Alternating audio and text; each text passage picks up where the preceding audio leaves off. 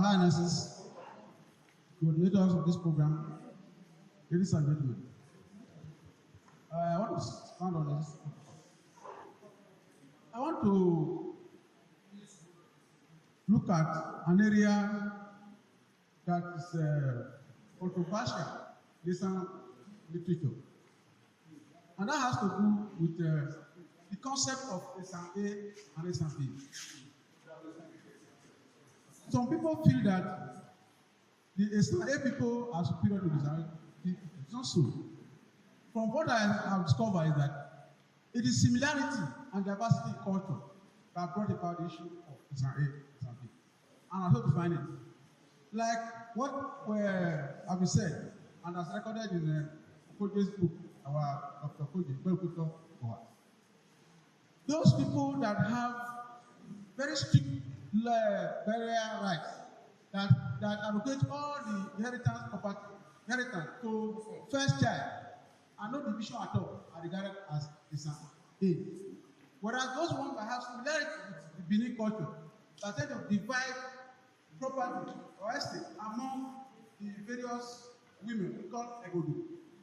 For example, if a man has 5 wives, each of these 5 wives will have rich, they are titled to property. And there are legal citations, I have them here with me. So these people that have liberal policy inheritance are regarded as Esan B. And those that have very strict inheritance that prefer to concentrate on the first son only are regarded as Esan A. So I want to dispel the point that those of Esan A are superior to Esan B. So that is fine. 2, I want to talk about the right of inheritance. Women generally are entitled to inheritance in my culture. For example, if a male child, if a man has got a male child, and the first daughter, or any of the daughters is when you want to domesticated, I don't know what is allowed, is now propagated in house, that woman exercises the right to be man, true or false. That is, even in England, Queen Elizabeth was inherited by that queen. So, that is one. Then 2, other women's right.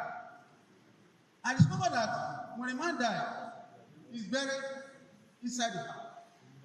But when a woman dies, even if it's an Akunabiogi, when Akunabiogi means a woman that is very popular in our society, it's buried outside. And I witnessed a situation whereby children will be urinating after about 10 years. They are buried. I want to say that there should be modification in our culture. If rude enough, bury a man in his house. The women, no, there's what is called go to one of the women should be buried there. Our traditional rulers should make law so that no woman should be buried in the under the flower outside. Then I want to thank the earlier speaker who under property who said that land ownership. Please, let's pay attention. Under land ownership, he gave 3 conditions. One by deforestation, second one by sale, the other one inheritance. I want to say apart from these 3, there is another one. And he'll turn on the other one. Is that not so? You don't need to speak. Lawyers are here. So, and one other thing I want us to note, because we don't have to hear again. Once you have given somebody the right to build a house, for example, in those days, people can build houses in 2 or 3 places. They move, they will build here, this year, after 10 years, once you have given your right for first person, you cannot, and the man has lived there and gone to another place. The original owner have no claim over that. Because there are certain things that make it possible. There are monuments that will be buried there. There will be buried there.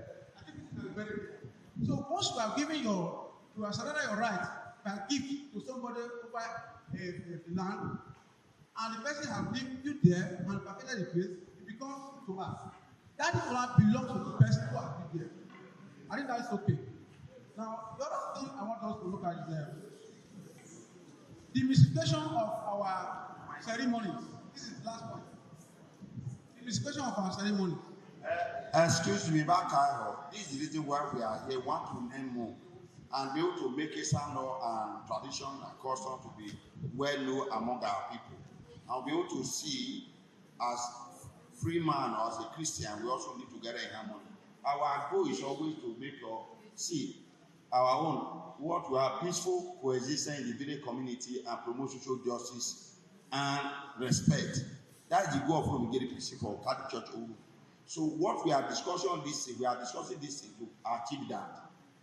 So he's talking now so that people understand. Now that how you talk, na can't know their head. When the man is late, he told us, my father, when will your father money to her now? So that people will no longer be fighting over now, so that peace will reign. Back there, so that we can incorporate this thing into our culture and practice. And even that issue, there are legal citations on it. Also, some people, so Itola is very important. Once you are given, you are built in the place, whether you live there, whether you put places, it's your own. And where can you start? You have another one. Okay, then another thing is, in 1982, when I was Bishop of Village, we wanted to put a document. I had a meeting with Dr. Koje of Irua at Irua of Zuma Mode. We had a contact with the Ology of Irua. We had a meeting with the Ology of Urumi and the Ology of Elohim. What is unsettled psychologically in Esan custom among ruling houses is that they believe, like Abbas said just now, that's my turn to persist. He said that it was in Uromi that the concept of Ology was hatched. I didn't make people heard. So they believe when I came to Uromi. Yes, I'm quoting you. Yeah, but this, because one man said just now, where I have the Esan, and that issue is very, very important. So I picked that from you because that statement you made is a monumental statement. When we were coming from University of Benin that I was chairman, we stopped at the Ology of Ekoma. They entertained us. We went and gave us photographs. We went to the Ology of Irua. They gave us entertainment and gave us photographs. When I came to Ology of Uru, the father of this one, the father of the president Ology, he told us, he said, what is it that you are talking about? I said, why are you my wife? He said, look, this document we are going to produce, I'm putting him now, that if you put Okaikisan of Esan in the document and put his photograph there as the Ology of Uru, that will take us to court and none of us will graduate from University of Benin. I was chilled. When we got to Ology of Elohim, he gave us the same thing. What we are going to do is this. It's at Basilo and Open. We will take, since we are not taking the Ology of Ekoma, we are taking the Ology of Irua. That's it I said to it. What we now do, let us take the Ology of Ubiaki. And as chairman of the group, I took the Ology of Ewa. Now, for there was no problem. What? No, wait. What answers that is conflict resolution. Because if you are put the Ology of Irua and put Ology of, because you won't know, if he want me, so what's my name? I told him my name, so I told him. So, because to avoid what lawyer call lacuna or problem, we have to go the legal. That is my first point. So, ladies and gentlemen, that was your time. I want to draw the court here. Thank you very much. Thank you very much, sir.